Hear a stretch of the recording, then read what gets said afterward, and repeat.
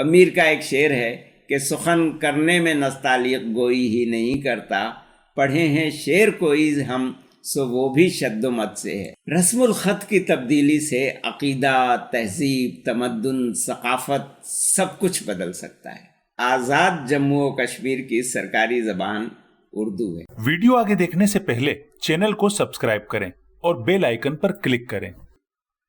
Column کا عنوان ہے اس بت خوشخط کی زلف۔ وطن عزیز پاکستان کے اکثر لوگوں کو معلوم نہیں کہ معلوم ہے یا نہیں معلوم کہ ہمارے یہاں آزاد جموں و کشمیر کی سرکاری زبان اردو ہے۔ مقبوضہ کشمیر کی سرکاری زبان بھی 1889 سے لے کر اب تک اردو ہی تھی، مگر 131 سال بعد 13 ستمبر 2020 کو مودی سرکار نے مقبوضہ کشمیر میں اردو کی سرکاری حیثیت ختم کر دی۔ سرکاری زبان ہندی کے ساتھ ساتھ کچھ مقامی کشمیری زبانوں کی سرکاری حیثیت برقرار ہے، لیکن کشمیری زبانوں کو بھی اپنا رسم الخط نستعلیق سے تبدیل کر کے دیوناگری اختیار کرنے پر مجبور کیا جا رہا ہے۔ رسم الخط کی تبدیلی سے عقیدہ، تہذیب، تمدن، ثقافت سب کچھ بدل سکتا ہے، ہم زبانوں سے کاٹ کر رکھا جا سکتا ہے۔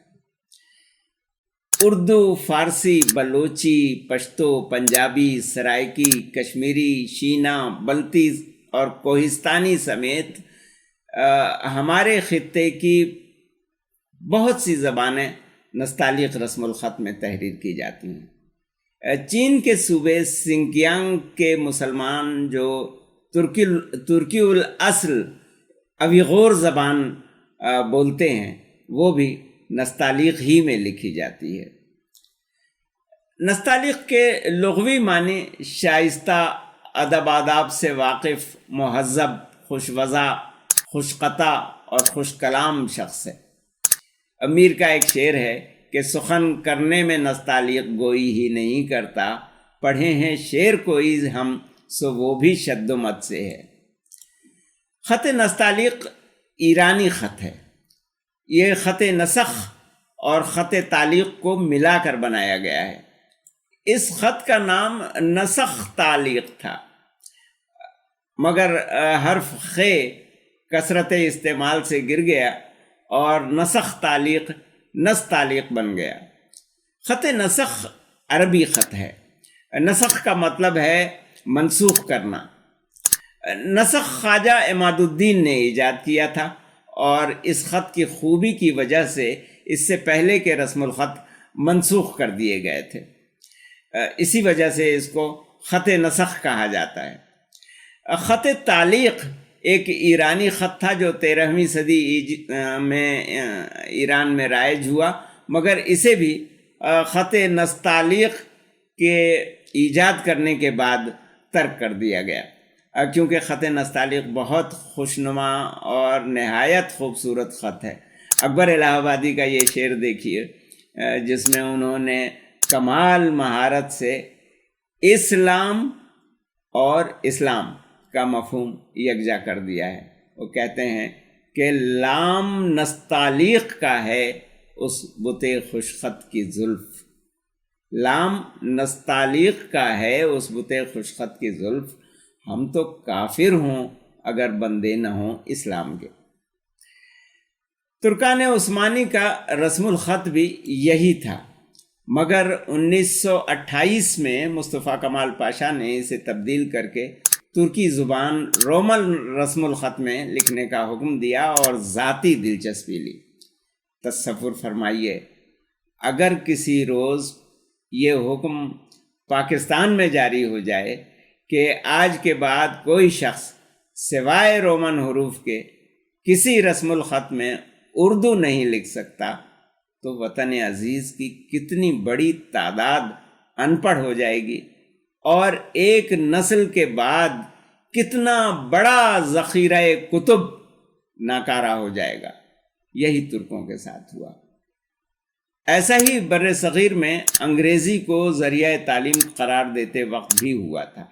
اس وقت بھی اکبر نے پیش گوئی کی تھی کہ یہ موجودہ طریقے راہی ملک عدم ہوں گے، نئی تہذیب ہوگی اور نئے ساماں بہم ہوں گے، نہ پیدا ہوگی خط نسخ سے شان ادب آگیں، نہ نستعلیق حرف اس طور سے زیب رقم ہوں گے، ہماری اصطلاحوں سے زبان نا آشنا ہوگی، لغات مغربی بازار کی بھاشا سے ضم ہوں گے۔ مگر بر صغیر کے مسلمانوں نے غیر سرکاری طور پر اپنی زبان کی حفاظت کی، جبکہ ترکی میں الفاظ کا تلفظ تبدیل ہو گیا، تمام ذخیرہ علوم ردی کا ڈھیر بن گیا، اور ان کتابوں کو پڑھنے کے قابل نہ رہنے کی وجہ سے ترکوں کی نئی نسل کا اپنے ماضی سے تعلق منقطع ہو گیا۔ نئی نسل عربی میں قرآن مجید کی تلاوت کرنے کی سعادت سے بھی محروم ہو گئی۔ وہ تو بدیع الزماں سعید نورسی رحمۃ اللہ علیہ کی تحریک نے قرآن، حدیث اور فقہ کی تعلیم کا سلسلہ جاری رکھا، جس کے نتیجے میں ترکی میں موجودہ انقلاب کے لیے افراد کار میسر آئے۔ نورسی وہی لقب ہے جو اردو میں نوری یا نورانی کہا جاتا ہے۔ اب صدر رجب طیب ایردوان نے ترکی کے تعلیمی اداروں میں ترکان عثمانی کا رسم الخط پڑھانے کا حکم جاری کر دیا ہے۔ یہ حکم جاری کرتے ہوئے انہوں نے کہا کہ دنیا میں ایسی کوئی قوم مجھے بتا دیں جو اپنی تاریخ اور تہذیب کے اصلی نسخوں ہی کو پڑھنے سے محروم ہو۔ کیا دنیا میں ایسی کوئی قوم ہے جو اپنے باپ دادا کی قبروں کے کتبوں کو پڑھنے کی صلاحیت ہی سے آ رہی ہو؟ کیا دنیا میں ایسی کوئی قوم ہے جو اپنے قابل فخر شعراء، ادیبوں، مصنفین، مفکرین اور عالموں کے تحریر کردہ شاہکاروں کو پڑھنے سے قاصر ہو؟ زبان انسانوں کے درمیان رابطے کا کام سر انجام دیتی ہے۔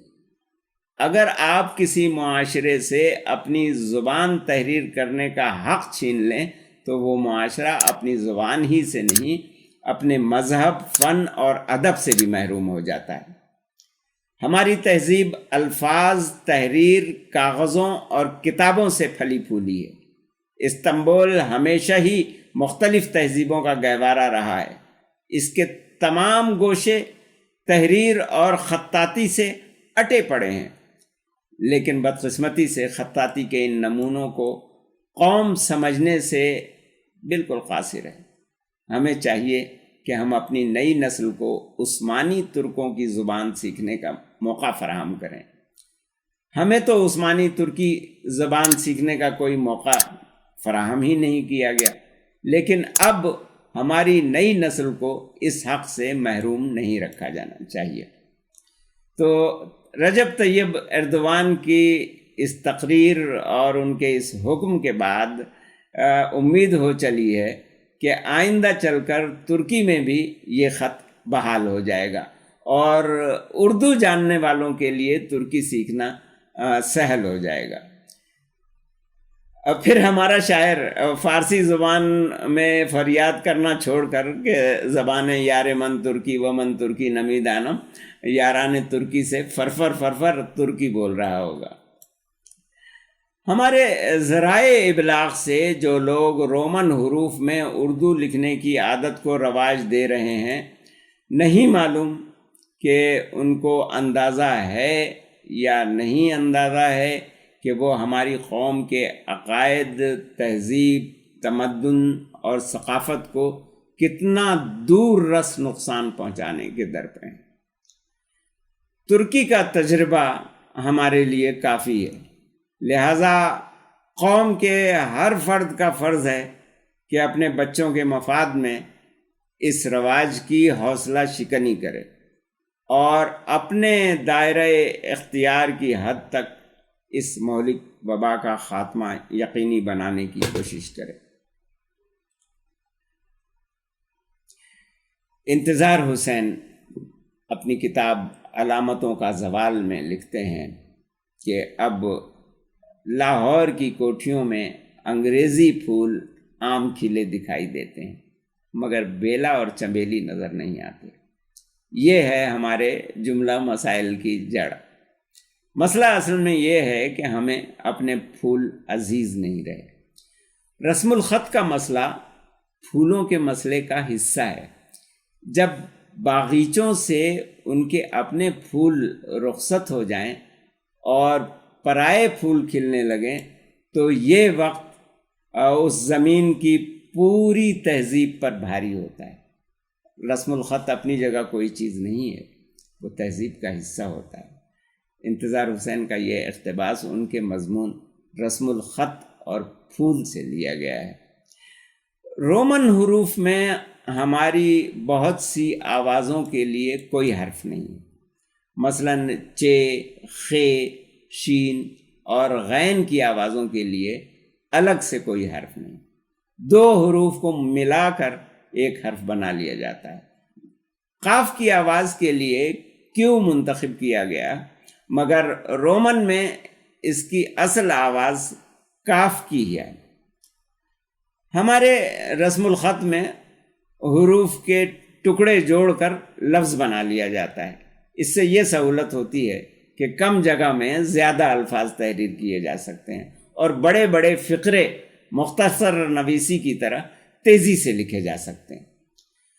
ہمارے ہاں صرف اعراب استعمال کر کے حروف کی آوازوں کی حرکت تبدیل کر لی جاتی ہے، جبکہ رومن میں اس غرض سے، یعنی حرکت تبدیل کرنے کی غرض سے، پورا حرف لکھنا پڑتا ہے، اے، ای، آئی، او، یو وغیرہ۔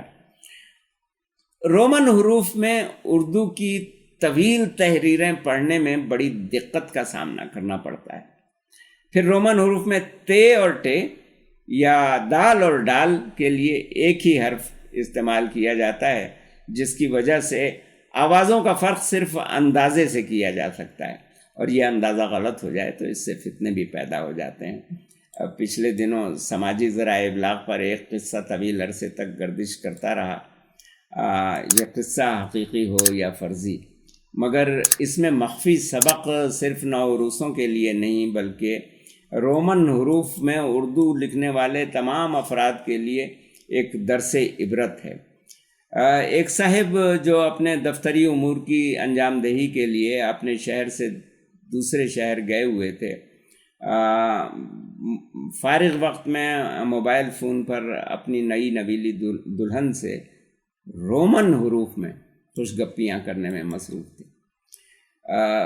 اپنی کوئی فرمائش پوری نہ ہونے پر غالباً انہوں نے لاڈ میں آ کر ننھے منھے بچوں کی طرح رومن حروف میں بیوی کے لیے پیغام لکھا، کٹی۔ یہ لفظ پڑھتے ہی بیوی کے تن بدن میں آگ لگ گئی۔ اس نے تحریری گفتگو ترک کی اور آگ بگولا ہو کر اپنے نئے نویلے میاں کو فون کیا۔